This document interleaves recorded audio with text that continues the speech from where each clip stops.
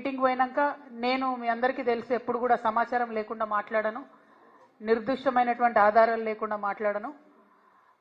వీళ్ళు మీటింగ్కి పోయినరు, జలశక్తి మీటింగ్కి. మొట్టమొదటి అంశమే ఎజెండాలో బనకచెర్ల జరిగింది. అక్కడ మొట్టమొదటి అంశం బనకచెర్ల ఉంటే కూడా కనీసం పౌరుషం లేకుండా, సిగ్గు లేకుండా ముఖ్యమంత్రి గారు, మన ఇరిగేషన్ శాఖ మంత్రి గారు మీటింగ్ మొత్తం కూడా కూర్చొని అప్పనంగా గోదావరి జలాలన్నీ గిఫ్ట్ లెక్క చంద్రబాబు నాయుడు గారి చేతిలో పెట్టి రిటర్న్ రావడం జరిగింది. ఎంత దారుణం అంటే ఇది. ఈ బనకచెర్ల ప్రాజెక్టు కనుక జరిగితే గోదావరి జలాలలో తెలంగాణ యొక్క హక్కులు శాశ్వతంగా హరించిపోతాయి. ఈ విషయం తెలుసు, ముఖ్యమంత్రి గారికి తెలుసు, ఉత్తమ్ కుమార్ రెడ్డి గారికి తెలుసు. అయినా అటెండ్ అయినరు, అయినా పోయినరు. పోయి ఉల్టా సన్మానాలు చేయించుకొని, దండలు వేయించుకొని, నీళ్లు అప్పనంగా అప్పచెప్పి వెనక్కి రావడం జరిగింది. నిజంగా ఎంత బాధ అనిపించిందంటే, ఆడ చంద్రబాబు నాయుడు గారు సన్మానం చేస్తుంటే ముఖ్యమంత్రి గారి ముఖం ఆనందంతో వెలిగిపోతున్నది. కానీ నాకైతే బలిక బక్రాన్ చూసినట్టు అనిపించింది. కానీ ఇక్కడ బలయ్యేది ఎవరు? తెలంగాణ ప్రజలు.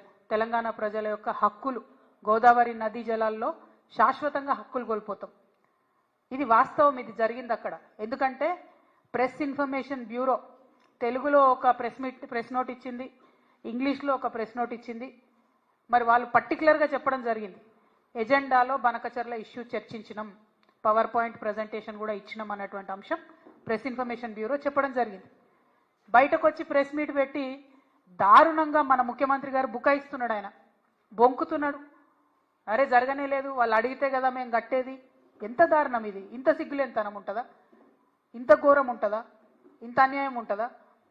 జరిగింది వాస్తవంగా. అక్కడ అంతమంది సీనియర్ ఆంధ్ర ఇంజనీర్లు ఉన్నారు, ఇక్కడ సీనియర్ తెలంగాణ ఇంజనీర్లు ఉన్నారు. జరుగుతున్నటువంటి నష్టమేంది? మీరు ప్రదర్శిస్తున్నటువంటి వైఖరేంది? ఇంత నాన్ సీరియస్గా ఉండేటటువంటి ముఖ్యమంత్రికి నిజంగా మన రాష్ట్రాన్ని పరిపాలన చేసే హక్కే లేదు. ముఖ్యమంత్రి గారు తక్షణమే రాజీనామా చేయాలని ఈ సందర్భంగా నేను డిమాండ్ చేస్తూ ఉన్నాను.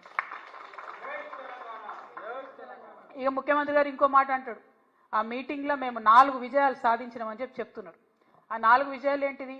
ఒకటి, టెలిమెట్రీకి సంబంధించినటువంటి ఇన్స్ట్రుమెంట్స్ మేము ఇన్స్టాల్ చేస్తామన్నారు. అందులో కొత్తదనం ఏం లేదు. ఫేజ్ 1 ఎప్పుడో స్టార్ట్ అయింది, ఇది ఫేజ్ 2. అది జరగాల్సిందే, కంటిన్యూషనే. అందులో విషయమే లేదు. ఆయన దాన్ని విజయంగా చెప్తా ఉన్నాడు. అదేవిధంగా ఇంకొక మాట, ఇక్కడ కృష్ణా రివర్ మేనేజ్మెంట్ బోర్డు విజయవాడలో పెట్టాలని కొత్తగా నిర్ణయం అయిందని చెప్తుండ్రు. అందులో కూడా కొత్త నిర్ణయం ఏం లేదు. అది విభజన చట్టంలో ఉన్నటువంటి హామీయే. గోదావరి మేనేజ్మెంట్ బోర్డు హైదరాబాద్లో ఉంటే కృష్ణా రివర్ మేనేజ్మెంట్ బోర్డు ఆంధ్రాలో ఉంటుంది. అందులో పెద్ద విషయం ఏం లేదు, కొత్తది లేదు, ఈయన సాధించింది కూడా ఏం లేదు. ఇక శ్రీశైలం రిపేర్లు, మన భూభాగంలో ఉన్నటువంటి నాగార్జున సాగర్ని మనం రిపేర్ చేయాలి, వాళ్ళ భూభాగంలో ఉన్నటువంటి శ్రీశైలంను వాళ్ళు రిపేర్ చేయాలి. అది కూడా విభజన చట్టంలో ఉన్నటువంటిదే. ఇప్పుడు ఈయన కొత్తగా సాధించింది లేదు, తెచ్చింది లేదు. దాన్ని కూడా మా విజయం అని చెప్తా ఉన్నారు. ఇక 4వది ఆఫీసర్స్ కమిటీ. ఇది కూడా కొత్త విషయం కాదు. ఇదివరకు కూడా ఇదే నదుల అనుసంధానం విషయం జరిగినప్పుడు అప్పుడు కూడా ఆఫీసర్స్ కమిటీ వేసిరు, ఇప్పుడు కూడా ఆఫీసర్స్ కమిటీ వేసిరు. ఇప్పుడు ఆఫీసర్స్ కమిటీలో తెలంగాణ అంశాలన్నిటితో పాటు తెలంగాణకు తీవ్రంగా నష్టం చేసేటటువంటి బనకచెర్లను కూడా యాడ్ చేసిండ్రు. అది ఈయన అక్కడ దగ్గరుండి కూర్చొని చూసి సంతకం పెట్టి ఇక్కడికి వచ్చిండ్రు. అదొకటే కొత్తదనం, అదొకటే ఆయన సాధించుకొచ్చిన విజయం. తెలంగాణ ప్రజల హక్కులన్నింటినీ చంద్రబాబు నాయుడు గారి కాళ్ళ దగ్గర తాకట్టు పెట్టి రావడం తప్పితే ఈ మొత్తం అంశంలో రేవంత్ రెడ్డి గారు సాధించినటువంటి విజయం అనేదే లేదు. ఇవాళ నేను ఆంధ్ర ప్రాంత ప్రజలకు కూడా అప్పీల్ చేస్తూ ఉన్నాను, ఈ బనకచెర్ల ప్రాజెక్టు వల్ల ఆంధ్ర ప్రాంత ప్రజలకు లాభం లేదు. ఆల్రెడీ నీళ్ళు వస్తున్నటువంటి ఆయకట్టుకు మళ్ళీ నీళ్ళు ఇచ్చేటటువంటి ఒక ప్రాజెక్టు డిజైన్ చేసిరు తప్పితే ఇందులో కొత్తదనం లేదు. ఆంధ్రప్రదేశ్లో ఇప్పటికీ కూడా నీళ్లు రానటువంటి ప్రాంతాలకు నీళ్లు రావాలని మీ సోదరుగా నేను కోరుకుంటున్నాను. కానీ ఈ ప్రాజెక్టు, బనకచెర్ల ప్రాజెక్టు ఒక కుట్రపూరితమైనటువంటి ప్రాజెక్టు, కాంట్రాక్టర్ల కోసం కడుతున్నటువంటి ప్రాజెక్టు, దాంట్లోంచి వచ్చేటటువంటి కమిషన్ల కోసం కడుతున్నటువంటి ప్రాజెక్టు. ఇవాళ నేను సవాల్ చేస్తా ఉన్నాను, ఖచ్చితంగా ఇదే ప్రాజెక్టు మెగా కృష్ణారెడ్డి గారికే ఇవ్వడం జరుగుతుంది. మళ్ళీ మెగా ఇంజనీరింగ్ కంపెనీ నుండి తనకొచ్చేటటువంటి వాటా కోసం మన భవిష్యత్తుని, గోదావరి నది జలాల వాటాను మొత్తం కూడా తాకట్టు పెట్టి మన ముఖ్యమంత్రి రేవంత్ రెడ్డి గారు హైదరాబాద్ రావడం జరిగింది.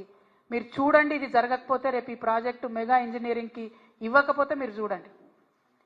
ఎందుకంటే దీని వెనుక జరుగుతున్నటువంటి కుట్ర అవగాహన ఉన్నటువంటి వ్యక్తిగా నేను చెప్తా ఉన్నాను. ఖచ్చితంగా రేపు ఇదే జరగబోతా ఉంది. ముఖ్యమంత్రి గారు అక్కడికి పోయింది మెగా కంపెనీ కోసం.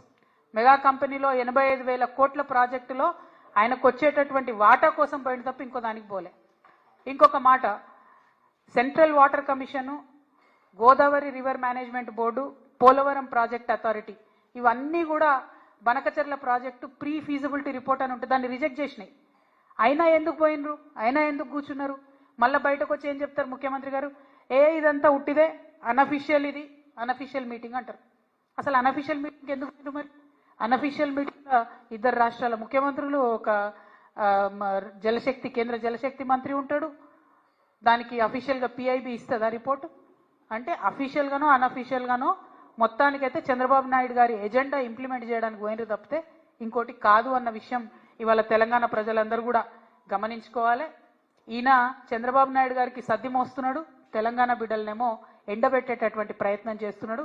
ఈ వైఖరిని మేము తీవ్రంగా విమర్శిస్తూ ఉన్నాం. మేము తెలంగాణ జాగృతి నుండి మీ అందరికీ తెలుసు, ఇదివరకు ఉమ్మడి ఆంధ్ర రాష్ట్రంలో ఉన్నప్పుడు కూడా పోలవరం ప్రాజెక్టు మీద న్యాయ పోరాటం చేసినాం. ఇవాళ మేము చూస్తున్నాం కాంగ్రెస్ పార్టీ తెలంగాణను ఫెయిల్ చేస్తున్నది. భారతీయ జనతా పార్టీ అయితే మాటనే మాట్లాడతలేదు. అందుకనే మాలాంటి సంస్థలు ఇప్పుడు ముందుకు రావాల్సినటువంటి అవసరం ఉన్నది. తెలంగాణ జాగృతి నుండి న్యాయ పోరాటం చేస్తాం. తప్పకుండా బనకచర్ల ప్రాజెక్టును ఆపి తీరుతామని కూడా ఈ సందర్భంగా మేము తెలియజేస్తా ఉన్నాము. మరి తెలంగాణకు అన్యాయం జరుగుతుంటే మేకపోతు గాంభీర్యం ప్రదర్శించి ప్రజల్ని మోసం చేస్తున్నటువంటి ముఖ్యమంత్రి గారు ఖచ్చితంగా నేను రిజైన్ చేయాలని చెప్పి కోరుతా ఉన్నాను. అదేవిధంగా నేను ఇంకొక డిమాండ్ కూడా చేస్తున్నా. 21వ తారీఖు నుంచి పార్లమెంటు ప్రారంభమవుతా ఉన్నది. ఈ పార్లమెంటు సమావేశాలలో ఖచ్చితంగా అఖిల పక్షాన్ని తీసుకొని ముఖ్యమంత్రి గారు ఢిల్లీకి పోవాలి. ఒకటి బీసీ బిల్లు విషయం, 2 బనకచర్ల విషయం, 2 కూడా సాధించుకొని రావాలని చెప్పి ముఖ్యమంత్రి గారిని నేను డిమాండ్ చేస్తా ఉన్నాను. మళ్ళొక్కసారి